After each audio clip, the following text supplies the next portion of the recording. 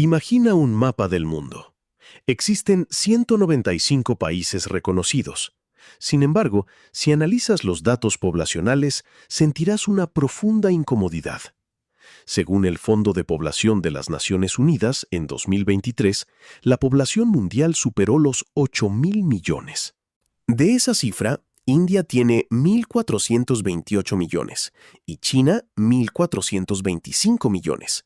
Solo dos países suman más de 2.850 millones de personas.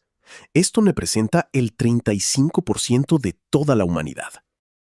Estados Unidos, una superpotencia mundial, tiene apenas 340 millones. Rusia, el país más grande del mundo, tiene solo 144 millones. La diferencia de magnitud es totalmente antinatural. ¿Por qué la raza humana decidió amontonarse de esta manera en dos áreas específicas de Asia? Este es un fenómeno extremadamente extraño. Hoy resolveremos este misterio con pura lógica. India y China tienen fronteras, culturas, religiones y sistemas políticos completamente diferentes. La distancia entre Nueva Delhi y Pekín es de casi 3.700 kilómetros. Sin embargo, ambas naciones han llegado exactamente al mismo resultado: una explosión demográfica masiva. ¿Por qué dos grupos tan distintos convergieron en el mismo patrón de comportamiento poblacional? En biología, existe un concepto llamado evolución convergente de la ecología. Significa que especies totalmente diferentes, bajo presiones similares, desarrollan características idénticas. Las sociedades humanas también experimentan esto. Existe una fuerza estructural invisible que los obligó a multiplicar su población. No fue una elección consciente, fue un mecanismo de adaptación. Vamos a cuantificar este impacto. Según los datos del Banco Mundial, China e India juntos ocupan aproximadamente 12,8 millones de kilómetros cuadrados. Esto representa solo el 8,6% de la superficie terrestre de nuestro planeta. Sin embargo, concentran al 35% de los humanos. Miremos la densidad. La densidad poblacional de India es de unos 430 habitantes por kilómetro cuadrado. El promedio mundial es de apenas 60 habitantes por kilómetro cuadrado. Esta enorme asimetría en un área tan pequeña no puede explicarse como una simple coincidencia o suerte histórica. Detrás de estos números fríos opera una ecuación implacable de recursos y supervivencia que debemos desentrañar. Para entender esto, debemos utilizar la teoría de la capacidad de carga de la ecología. Esta ley establece que cualquier territorio tiene un límite matemático de individuos que puede alimentar. En India y China, este límite era anormalmente alto. La razón clave es el efecto monzónico de la climatología. Estas áreas reciben lluvias torrenciales concentradas en verano, superando frecuentemente los 2.000 milímetros anuales. Aunque la cifra exacta varía según la subregión, los datos precisos a nivel milimétrico para todo el territorio son estadísticamente amplios. Este clima extremo habilitó un cultivo milagroso: el arroz. El arroz tiene un rendimiento energético brutal. Una hectárea de arroz puede sostener a casi 11 millones de calorías útiles. El trigo apenas llega a la mitad. La geografía dictó el límite biológico. Aquí aplicamos el pensamiento crítico de la sociología para derribar mitos. El mito principal dice: su población creció en el último siglo gracias a la medicina moderna. Los datos de la demografía histórica demuestran que esto es falso.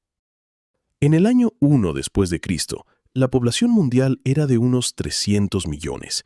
India y China ya concentraban unos 150 millones, es decir, el 50% de la humanidad. La medicina moderna no tuvo ningún rol ahí. Otro mito: tienen culturas religiosas que promueven tener muchos hijos. Esto es confundir la causa con el efecto. La alta productividad del arroz permitió sostener grandes familias. La cultura fue moldeada por la biología del cultivo, no al revés. A esto se le llama dependencia de la trayectoria de la economía. Sin embargo, el arroz tiene un alto costo. requiere un esfuerzo físico desgarrador. Pasemos de la correlación a la causalidad directa. Según estudios de la economía agrícola, cultivar arroz requiere unos 1000 horas de trabajo humano anuales por hectárea. El trigo necesita menos de 500 horas. Esto genera un mecanismo económico perfecto y letal. Necesitas muchas manos para trabajar el barro, así que engendras muchos hijos. Esos hijos crecen, cultivan más áreas de arroz y producen comida suficiente para mantener a más hijos. En la ingeniería de sistemas, a esto se le llama bucle de retroalimentación positiva. Esta rueda lógica giró sin interrupción durante más de 3000 años. El resultado matemático de ese bucle incesante son los 2850 millones de asiáticos que vemos hoy. Pero la Tierra tiene un límite. ¿Qué pasa cuando la comida ya no alcanza? Aquí interviene el efecto Boserup de la demografía económica. Esta teoría afirma que la presión poblacional y la amenaza de hambruna fuerzan la innovación tecnológica. Los datos de la Revolución Verde en los años 60 son la prueba definitiva. En India, bajo extrema presión de hambre, se introdujeron semillas de alto rendimiento. En solo 5 años, de 1965 a 1970, la producción de trigo pasó de 12 millones de toneladas a 20 millones de toneladas, y el arroz siguió una curva similar. Cuando el humano es acorralado por sus propios números, su instinto biológico lo empuja a innovar para evitar la extinción. Observadores, solemos pensar, ellos son demasiados, hay un problema. Pero desde el punto de vista de las estrategias reproductivas de la biología evolutiva, ellos son el estándar del éxito humano. Si observamos la huella ecológica, el consumo per cápita de un ciudadano estadounidense es aproximadamente 8 veces mayor que el de un ciudadano indio. Las sociedades occidentales, con poca gente consumiendo excesivos recursos, son la verdadera anomalía estadística. Matemáticamente, la densidad poblacional y la eficiencia de consumo de Asia representan la moda o el valor más frecuente de la especie Homo sapiens. Sinteticemos esta estructura. La explosión poblacional de India y China no es un error cultural ni falta de planificación. Según la teoría de la emergencia de las ciencias de la complejidad, es una respuesta óptima del sistema. Es el resultado de multiplicar factores precisos, el efecto monzónico más la capacidad calórica del arroz, impulsado por el bucle de retroalimentación de mano de obra y salvado periódicamente por el efecto Boserup de innovación. Los datos muestran que, durante los últimos 3000 años, esta región siempre ha mantenido entre el 30% y el 50% de la población mundial. Es el modelo de supervivencia más eficiente, lógico y probado de la historia humana. Este mecanismo es un principio universal. Es idéntico al efecto de red de la economía de la información. En la tecnología, una plataforma con más usuarios atrae más desarrolladores, creando más valor y dominando el sistema. En la guerra física por el espacio terrestre, China e India ganaron el monopolio de la plataforma biológica gracias al arroz. Ahora, piensa en el futuro.